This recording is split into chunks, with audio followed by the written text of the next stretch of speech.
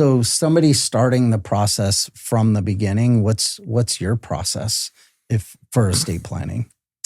Yeah, I like to simplify, even if it's a client that has more involved needs.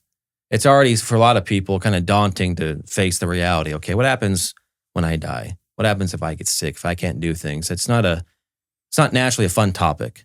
But the estate planning process is designed to be positive and be efficient. So I try and really bring it back to the basics. So there's going to be an initial meeting. A lot of times it's going to be in person, which is what I prefer.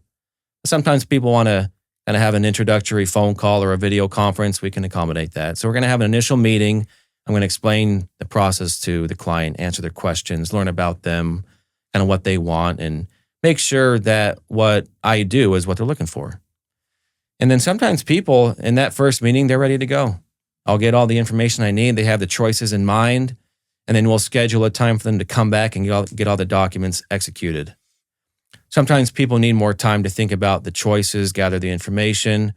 So if that's the case, we'll have a follow-up meeting to get all that stuff ironed out. But it's going to culminate with a signing meeting. They're going to come to the office. We'll review all the documents together. I'll explain them all thoroughly, make sure there's no questions, make sure they know what they're signing, making sure it's accurate. We do all the execution, the notarizing, the witnessing in the office. And then once they sign those documents, that kind of completes that first, part of the process. But then we emphasize, okay, what are our follow-up items? What do we need to put into the trust? What do we need to change beneficiaries on?